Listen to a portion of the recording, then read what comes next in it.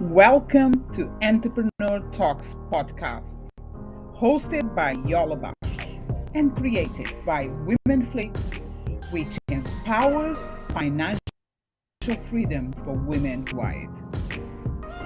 Entrepreneur Talks is a podcast that covers conversations with startups, founders, innovators, and thought leaders from around the world who are disrupting the status quo, expanding their businesses, and bringing innovative ideas to life.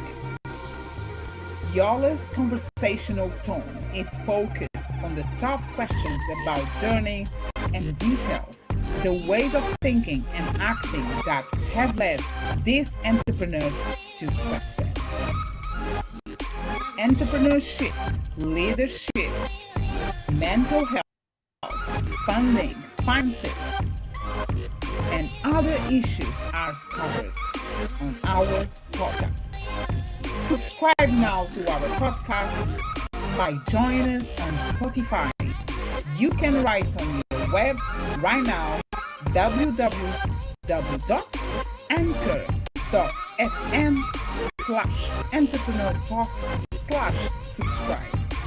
Join our podcast and enjoy this powerful conversation. Women Flix empowers financial freedom for women worldwide.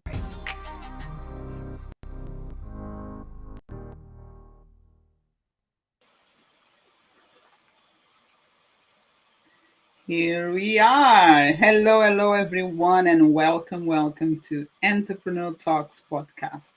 So for today is Monday, and it's a beautiful day. Wherever you are, if it's a morning, afternoon, evening, make sure you enjoy your day or your evening. But also make sure you come and join us and enjoy this conversation. Today, my guest is Tamara, if I'm not wrong, Tamara Thompson. I hope I didn't get wrong this time. Tamara Thompson. We're going to be talking something about very interesting. But the topic or the title that I gave to this conversation is Empowering Sustainable Companies, Influencers, and Experts with Tamara Thompson. So let's welcome Tamara Thompson. Hello, Tamara. Hey, how are you? Thanks for having me. You're welcome. Am I saying your name right? Tamara. Tamara. Oh my gosh. It's okay. It's okay. Many people, there's so many ways to pronounce like Tamara, Tamara. My mom happened to choose Tamara, so we'll go with Tamara. Tamara. And you see, I trained this before I go live and I didn't. Oh my gosh, I'm so sorry. You were so close. You were so close. It was like and I kept saying the same and thinking like, woohoo, I did it. No worries. But anyway, apologies. And welcome to Entrepreneur. I'm so grateful for your presence. Thank you so much. And I'm grateful to be here. Thank you. Yeah, thank you. You're welcome. And let's get started. So I'm going to place a song in the background. I'm looking to the side. Okay, that's it. And I would like to ask you if you can describe yourself in 3 words to start. Does it have to be a full sentence or can it be 3 separate words? 3 separate words. It's all right. Confident, resilient, and humble. Oh, amazing. Humble. So confident, resilient, and humble. Right? Correct. Great. So I would like to talk a little bit about your resilience. How or why do you describe or you think you are that resilient woman? On the business side? Well, I'm just going to keep this short on my story side. So in my 20s, I had a whirlwind in a different direction. I hadn't found my passion yet. I wasn't really happy with where I was going in life.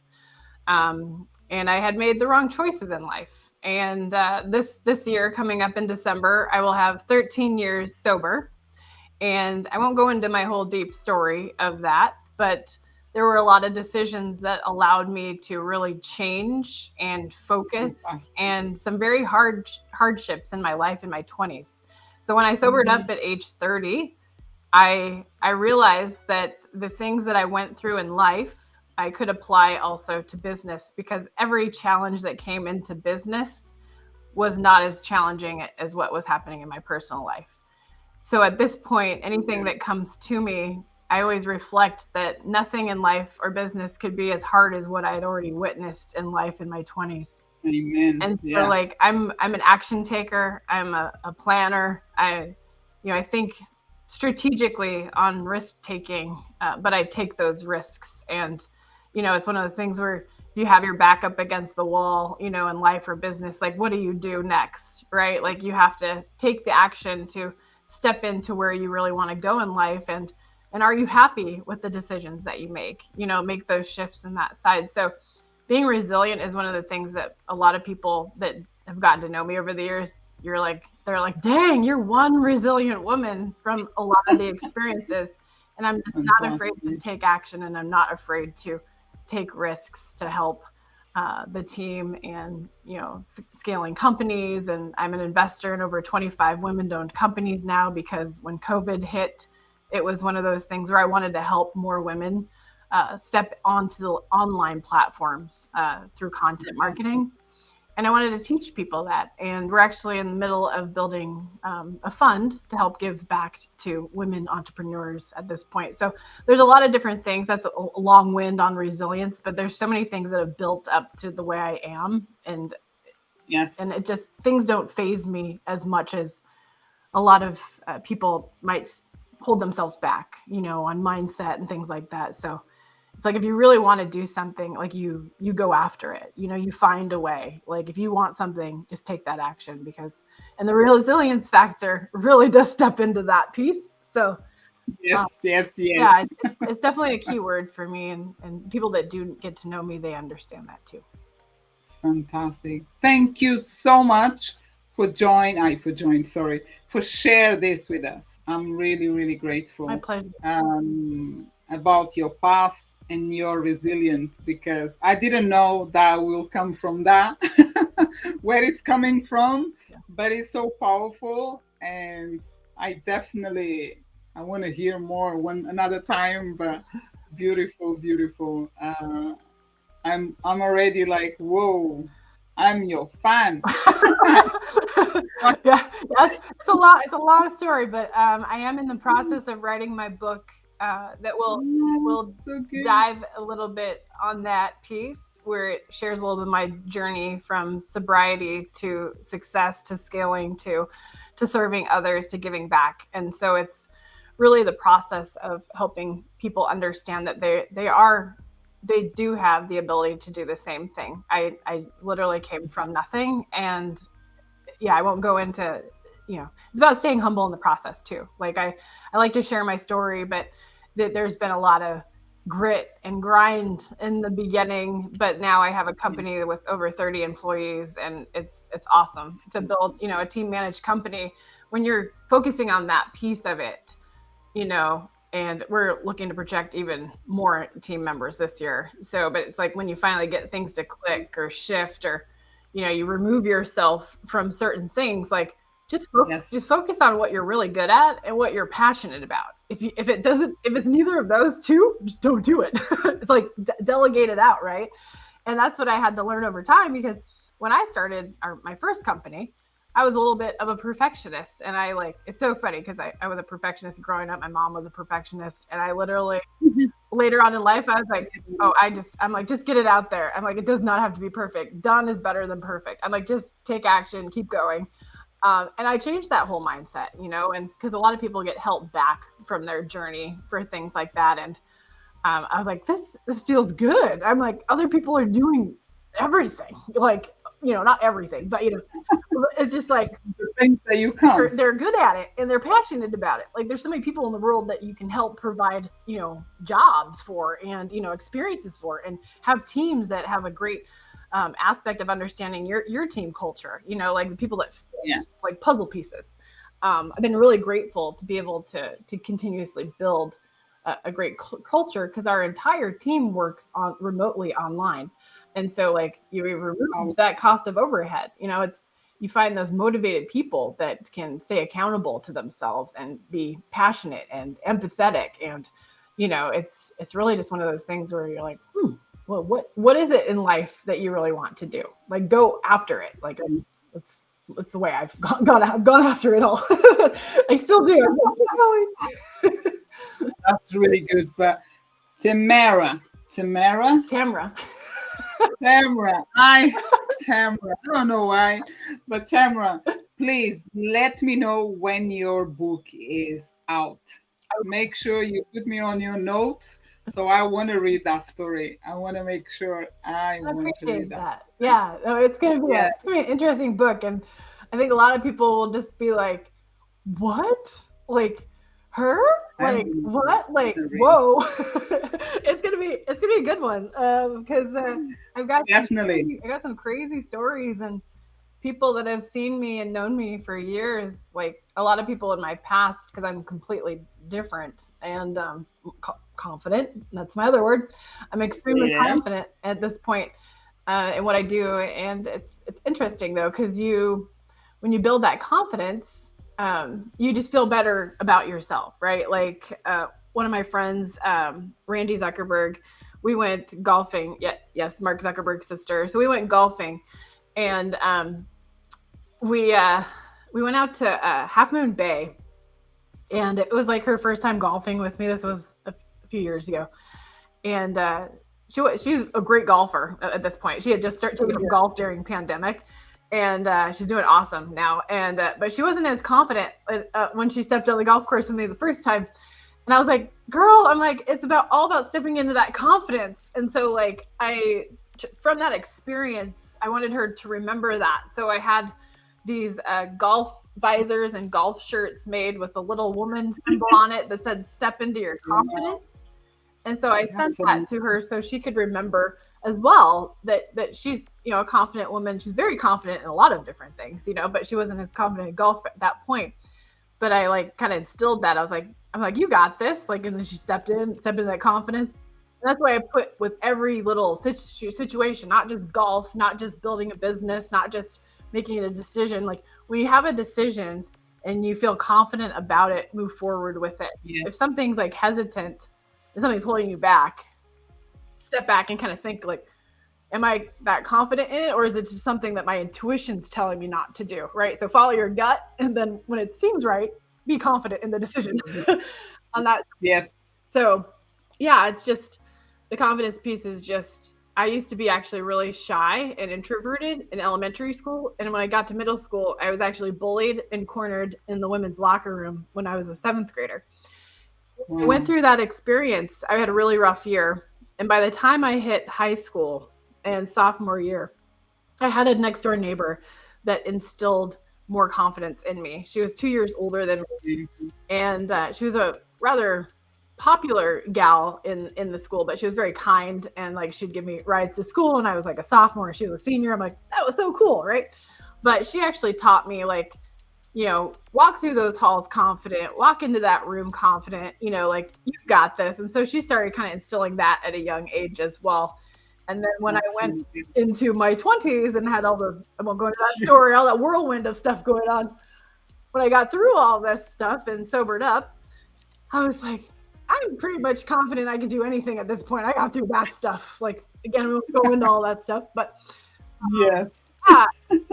Yeah, when you find something that allows you to feel confident, do it again, or do something that helps you feel that confidence again. And I think that really helps go a long way. And he builds up your confidence. Exactly. At the same time you're doing them again and again, you are growing that confidence, and it's super powerful. Exactly. Yeah.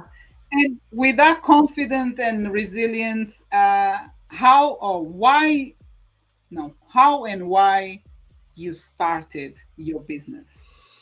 What happened for that start? Yeah. So like well, ever since I was little, I had always been fascinated with cameras and video and things like that. And the way that the business actually evolved was the fact that in my 20s, I wasn't very happy. A lot of things were going on. And when YouTube came out, I started making just silly YouTube videos. Like YouTube came out, nobody knew what to do with it at the time. And so like, what do I do? I'll just make some fun vlogs. I'm gonna give you a tour of my house, like make music videos. I'm gonna go jump on a couch and sing. I don't know. I was doing really weird stuff. Anything Like, you what can I do. do to get attention on YouTube? I don't know. I'm gonna just try it all. And then one day, my family was like I've been doing it for a few years, and I was actually in the fitness industry at the time. And they were like, why don't you go back to school for something you love, which is video? And I was like, oh, it's just a hobby. And I kept saying that for a few years. If you don't instill it and you don't say to yourself, I can turn this into a career, then it's not going to happen. You have to believe in it yourself first. So, well, a few years later, skip down the line, I went back to school for filmmaking, and I started directing films. But I was also in my late 20s at the time, where the majority of my class was coming from high school and 18-year-olds. So they were all doing these 48-hour film festivals, and I was over here building a portfolio for companies. And so I had a different journey. And then one of my instructors, Kenny Smith, unfortunately, he passed away just shortly after I produced and directed this film that he asked me to do. He said, I want you to edit, direct, shoot, do every single role into a documentary film, and I want you to submit it into Sundance. He's like, you're going to do it. I said, I'm going to do it. So I did it. And I went through the process, and I didn't get accepted that film in that film festival, but that film ended up being picked up into different film festivals and then acquired by Flix. And so what happened as I evolved, I started a production company, which evolved into a content marketing agency. And because I always had this fascination, so it all evolved from documentary films that we repurposed into teasers, micro content, that went viral on YouTube. We had over 888,000 views to one of our teaser videos for this film, which is why Flix found me and us, that went viral to then acquire my film. And so I was like, wow, this is cool. I was like, how does this YouTube beast work? So got into the beast of algorithms. This is like a dozen years ago. But so we figured out the YouTube algorithms. We're like, this is a beast. And it's a marathon, not a sprint, right? And so we went in and started, all this content started going viral on these films. So I started directing other films. And then those started taking off and getting sold out in film festivals. And I started getting asked to speak at events and colleges and different things like that. And because I was so passionate. And then that's where it evolved, though. So my whole story was, it started with long form content created into micro content to go viral to lead back to the full content, which is a documentary, right? So our current agency is the same exact model, but the long form content is podcasts. So video podcasts optimized for YouTube, split into micro content to push out to social media, and optimized. So we provide all the direction of what people are actually searching for on YouTube and Google, so that our clients have a direction and the opportunity to go viral with their podcast. And so it just evolved, and it was so weird because that story later on in life, I realized I was like, it's the same system. But now these teasers are now called TikTok and Reels and Shorts, but it's the same methodology that we used over 12 years ago. And it turned into a content marketing agency with the focus of podcasts. And we work with hundreds of podcasters weekly. And it's really cool to see the evolution that started from this, but it's the same thing evolved over years. And I was always passionate about video. And so that always just was something that was instilled with me. Like my dad bought us a camcorder when I was 7 years old, and I just used that later on in life. But so video has been there, and that's really where it started. But those things have, because of everything else that went on in my life, I applied them to the business, being resilient, taking action, Yeah. trying, falling, getting back up. Like it's there's never failure. It's literally like learning. It's like falling and learning, right? Like Yeah. people use the word failure. I mean, you can, but you can just be like, it was a learning lesson. Next. Yes, yes, definitely. So there was a time when that hobby that you used to say is a hobby became your reality, your living, right? There is a time like, okay, let me go for this because you since when you spoke about it, I totally understand when you come up and you say sometimes we have something that we think is a hobby, but until we grab it and use it and see, wow, actually this You is can literally turn any type of hobby into a revenue stream. And my brain thinks really, really quickly. And like somebody could throw something at me and I could come up with a business plan for you in 30 seconds. Like that's how fast my thought process goes. And yeah, I'm grateful that I'm able to do that. But I've been around so many different types of businesses and business models in also teaching people, especially during COVID, teaching these 25 other women in business, like how to leverage differently, because some of them were brick and mortar before COVID. Some of them had never been online, or some of them never had thought about having a podcast, or they just thought, well, my audience isn't here. But I'm like, but do you truly know that?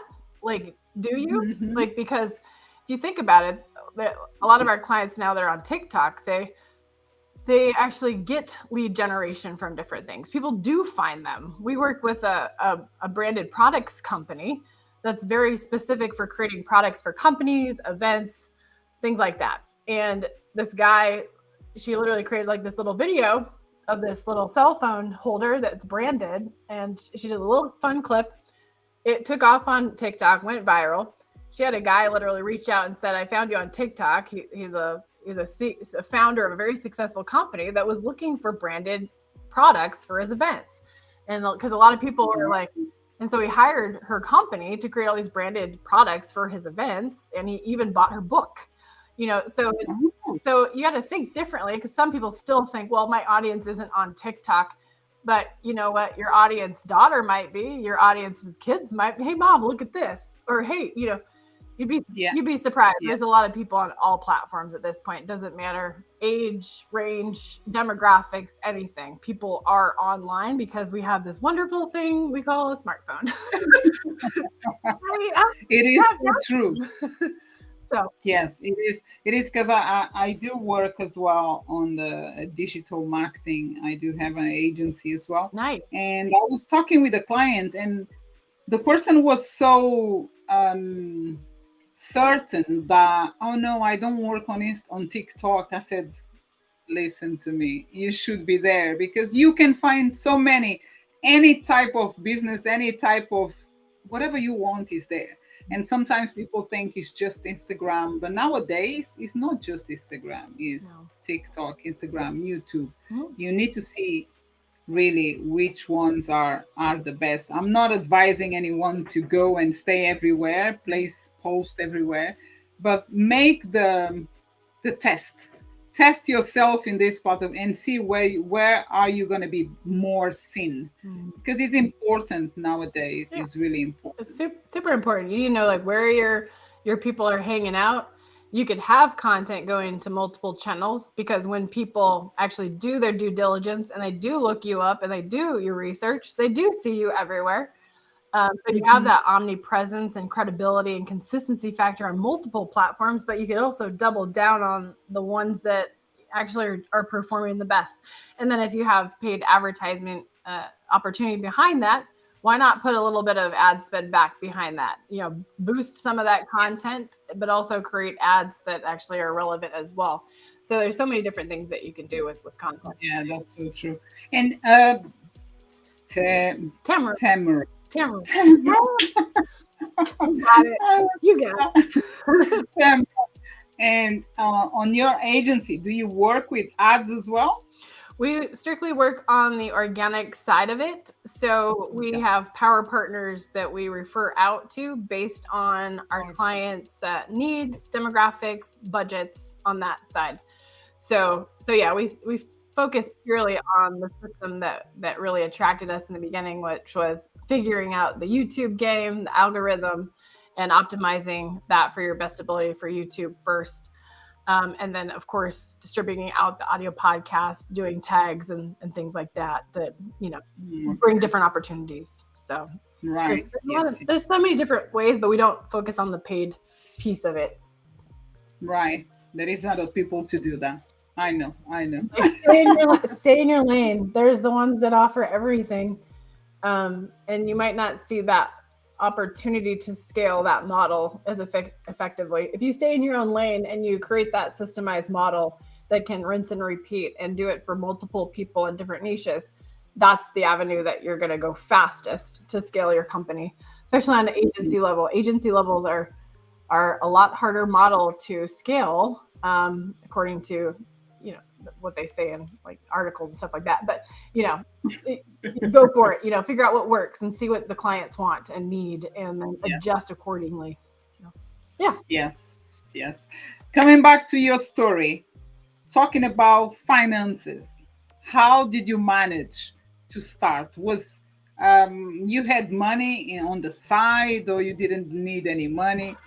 Let's encourage these women that are listeners with just another part of your story, if Yeah, it's possible. there's another part that will be added in the book. Yeah. So when I started figuring things out, yeah, there was a point in my life when I first got started where I barely had $4 for a cup of coffee. So when I jumped into entrepreneurship, I took a big leap there. So I had a career for a company. I worked for a corporate company, and then I started the production company on the side. So I was working 60 to 80 hours to help build the side of a freelance side first. Started a company, got my first license, got my first client on that side, and then I went in and I met a couple of different business owners that were larger names that we all know. And yeah, I pitched them because I provided value for them on a TV show that I was on behind the scenes. And I did something basically for free at the time. I had done some photos and some stuff for these two companies, and I just said, "Hey, I'm happy. I'm here for this other client. But I'm happy to help you while you guys have your episodes coming up." And they're like, "Really?" I was like, "Yeah, I'm happy to do that." So I went and I shot these photos for this TV show, and I sent them all these behind the scene clips. And then these two larger corporations, after I did that, they said, "Do you do this?" I said, "Yes." Say yes to success. And then What a game! What a game! so I created my own offers within my company, and then I started selling these larger corporations. And I told myself, as soon as I create a system, like a high-end subscription model, that these clients are willing to commit to work with me for the year. So I stepped into that confidence, and I was like, I'm going to put together a proposal. I'm going to ask them to work with me for a year to give me that rapport and experience that will replace my salary in my career, but also double it. And so that's where I took my action. So I went basically from nothing. I was working in a career, and then I took the action to find my clients, give value first. Then people hired me. And I, in the beginning, did all the work, from the shooting, the editing, to the producing, to the direction, everything, the social media. And then this was quite a Wow. while ago. But yeah, I went from that, and then I started like delegating out the things I didn't really enjoy. The shooting basically first. I was like, I can hire videographers, I can hire photographers. I didn't like that as much. I was really good at editing, and that's why people loved working with me, because I had the skill and passion and story. I could just weave editing together really well. I haven't edited in years, but it was something I was good at and I enjoyed, but it was very time consuming.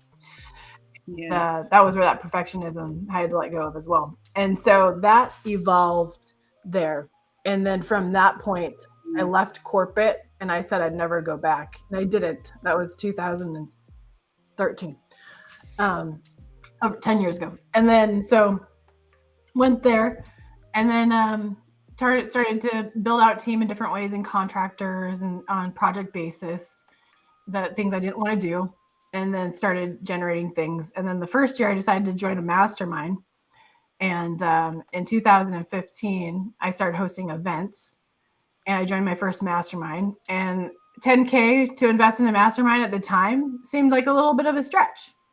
I was like, this doesn't seem normal for someone to invest 10K, because my mindset wasn't quite there yet, because I didn't understand how masterminds worked.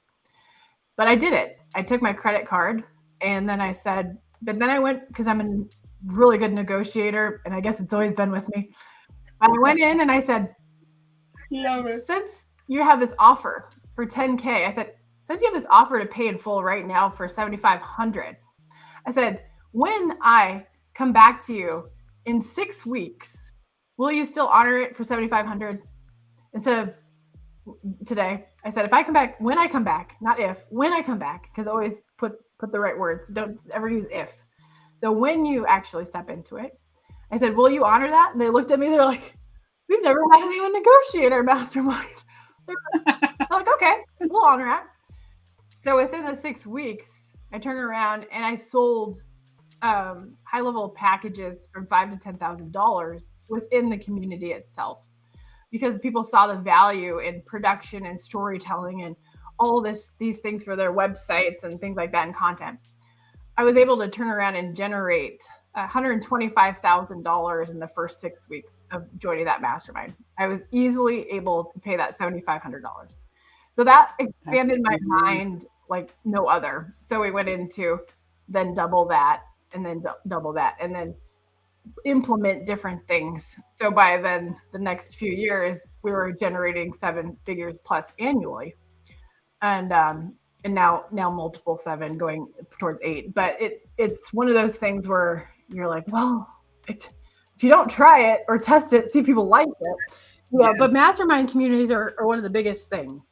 And it's one of the things I love, and I love hosting experiences. And I also hold my own private experiences at this point that put together these PR masterminds that are very high level and have great like feedback from them. And just gets people to think differently, and surround yourself with other really big thinkers, people that have built the success that you want to be. And you surround yourself, like if you're the smartest person in the room, you're in the wrong room.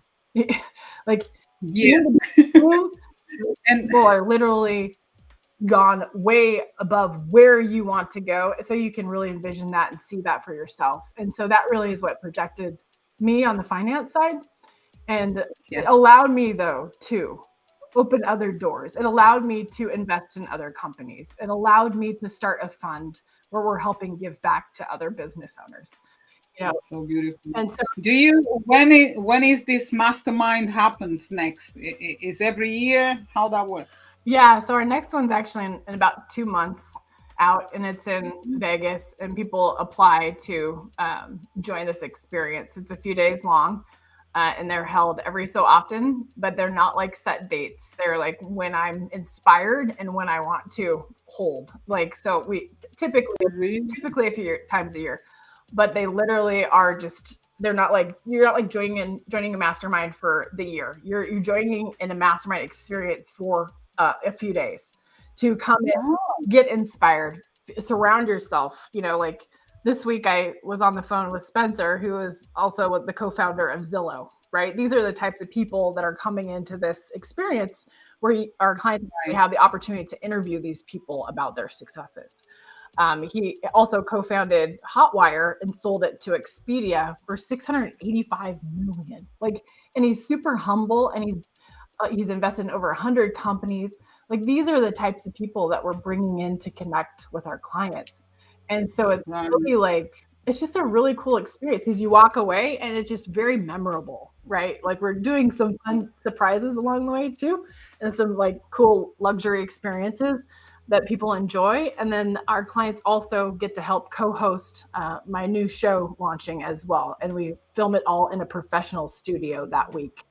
So there's a lot of cool stuff that goes into it. So it's not just like coming out to mastermind, you're coming in to also create content and experience, not just with my show, but you're also a co-host in a version here, or, we may be interviewing you as the positioning piece for the show. There's different options for people. Getting all this like really cool high-end collaborative stuff, but I also have a lot of different content and channels. So I have over 100,000 followers across social in different ways as well. But we also help run ads behind it. So we boost the content for our clients too. So it's really cool. That's amazing. Tamara, Yeah, Tamara, Tamara. your story just, oh my gosh, I love it. I love it. Like I said, I'm your fan. Thank you so much for sharing all this stuff. Appreciate So you.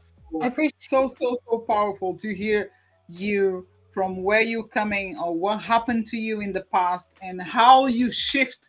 This is just crazy to hear. I want to be there I want to be everywhere you are.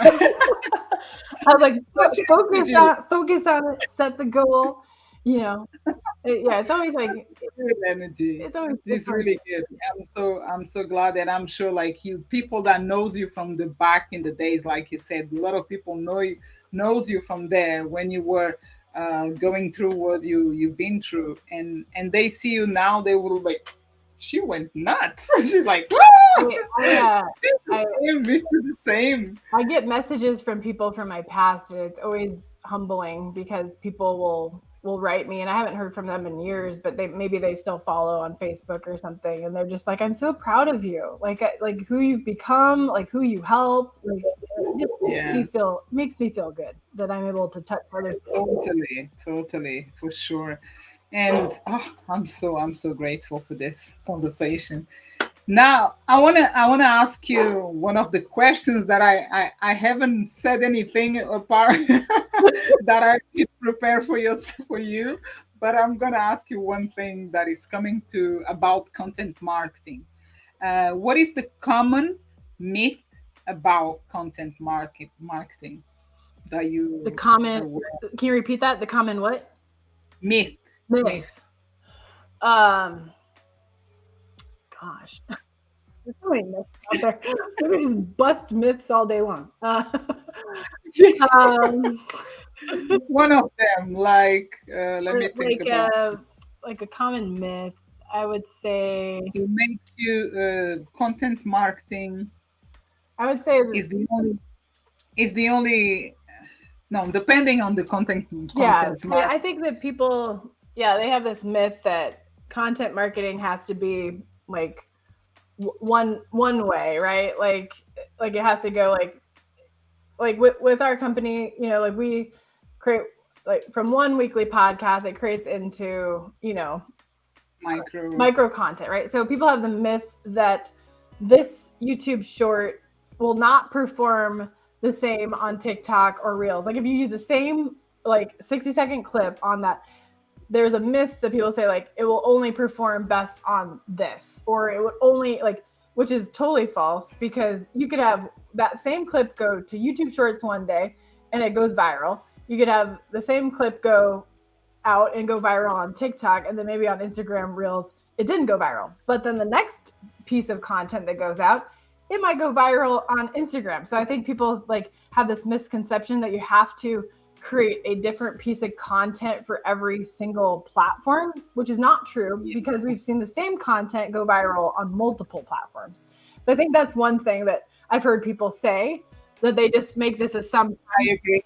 And I'm like, no, that piece of content, I've seen it go viral for clients on both, and maybe not on one.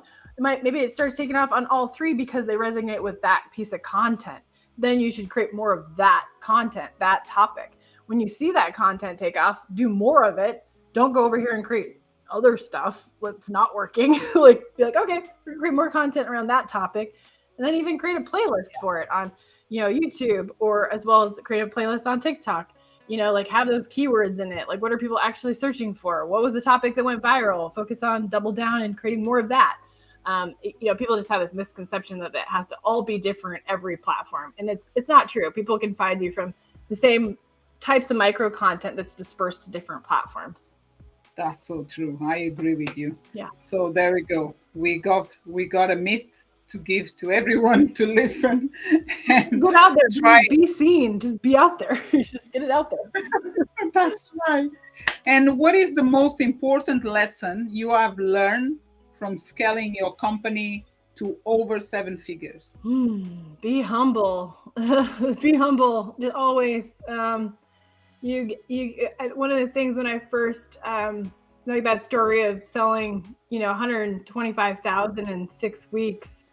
To be honest, at that moment, like I had an ego on me, like in that first like mastermind. I'm like, and I realized I was like, that's not going to get me anywhere because I think I was just excited too. I was like, oh, like, oh yeah, I got this. But it's like difference between like, ego and not. But like, Yes. anytime that you start to see yourself or feel yourself going into some sort of ego trip, like step back and just don't. Like it's one of those things where you can help provide people value and things like that, and don't always make it about yourself. And that's the biggest thing for me is when I actually started surrounding myself with individuals that have hit some sort of vision or success of what I envisioned for my future.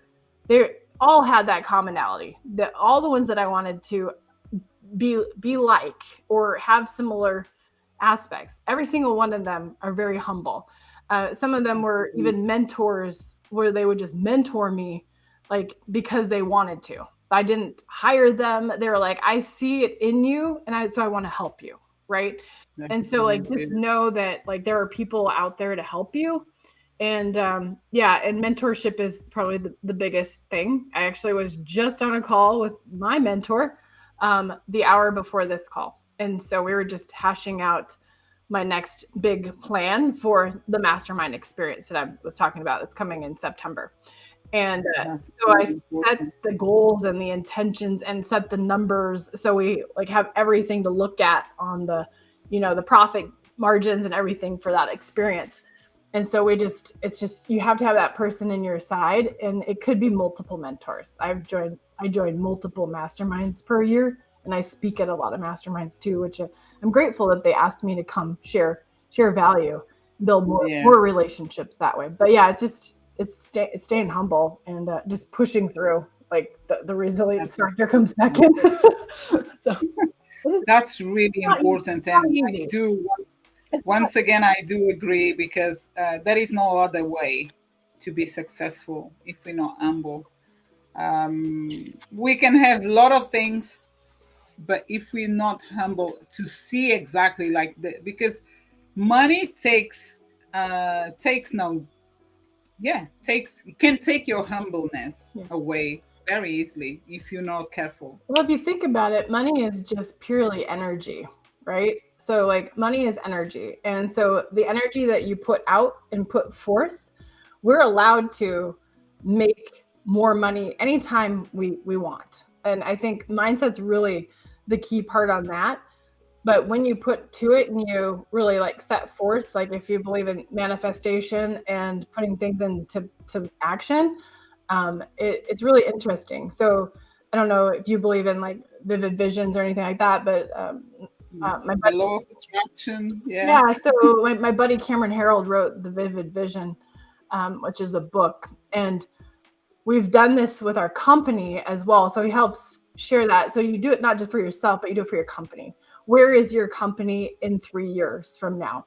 Live it, feel it, speak it, be it, and it comes into play. And it's done that for me every time. I thought it was very intriguing. So a couple of years ago, I haven't created one this year, but a couple of years ago, I created a vision board. And I went back and I literally looked at it like a few months ago. I like had it in my closet. I was like, where did this come from? And I pulled it out. I looked at it. I was like, oh my gosh. I was like, everything on this board has come true. Every single thing. I was like, I had some very specific photos on there. I was like, that's nuts, right? But it really is about going after what you want and taking the action. If you have to make a connection, if you have to pay for it, if you have to invest in something, if you have to follow up a bazillion times to somebody, just be proactive and be confident, be humble, And you're building your resilience each time that you're building like a vision board too. You're like, I'm gonna get there. I got this, And it's not all like rainbows and butterflies at all, or unicorns. I mean, unicorns are cute, but it's not like that. But when It's not the effort in, possible. it's very rewarding over time. Yeah, And yeah, and we're still building. I'm still building. I have very much bigger goals, and but I see it. I already see it happening. Like I know we're already in the motion of it going, and it's just such a powerful feeling. Um, just like having that energy, you put the energy out there, and if you wake up on the wrong side of the bed, turn around and wake up on the right side of the bed. So, because it really starts with your day too. Like your day, yeah. if you meditate, if you set the intentions, if you get a bad email, let it go, move forward. Whatever it is that you do, you got to learn to let it go and roll with the punches, basically. So, Yes, it's so true. yeah.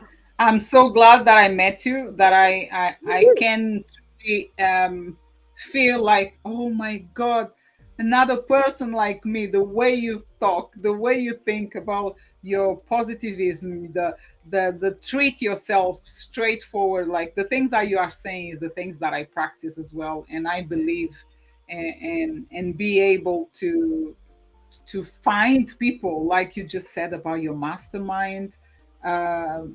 It's just everything is so amazing. So we've been here for like for long, more than normal, just Well, because thank you. it's I've enjoyed sharing my story and getting to know you too, and I'm glad that our energy aligns. I appreciate you. we had.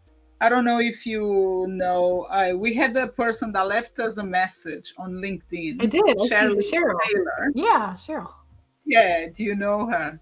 I do not. I do not. No. Okay. She said, "Can I don't know if you can hear, can read, but I'm gonna read loud for you. Thank you, ladies. Go as dinner ready here in England because she's in England.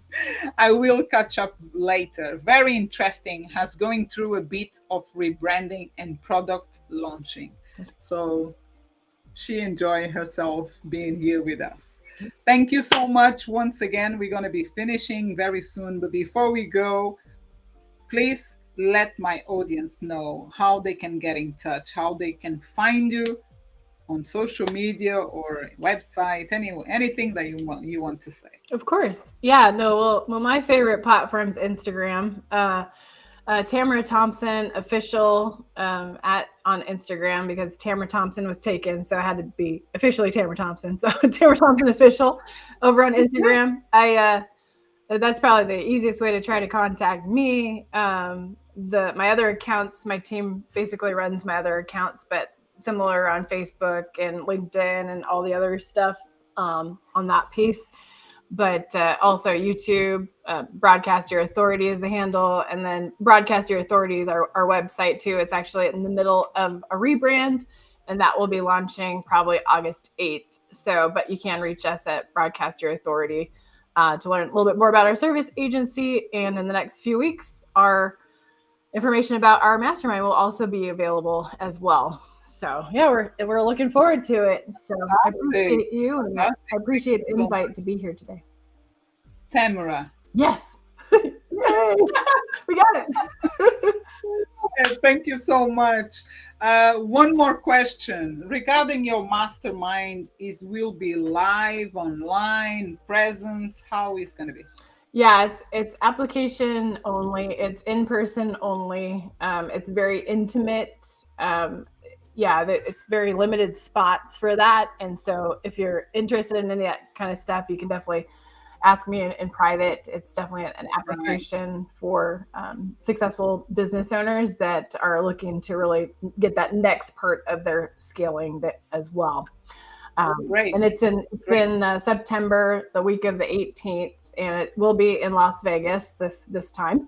And we have some really cool guests and some really cool experiences as well. And then also leveraging content and appearances on my show and getting some really cool connections as well. So it's a lot. There's a lot of stuff. I can't give it all away, but yeah, no, don't worry. I was just curious about to let the audience as well know so they can get in touch with you. And Definitely. also, I want to mention that all the links for Tamara, sorry, Tamara social media and website is under the description of this podcast, so you can get in touch with Tamara and feel free to follow her and enjoy this energy. Join this energy. Amazing, amazing.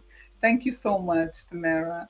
And I'm sure I'm going to keep in touch with you. And I wish you all the best. I love it. I wish you all the best too. Yes, definitely keep in touch. I appreciate you for having me today.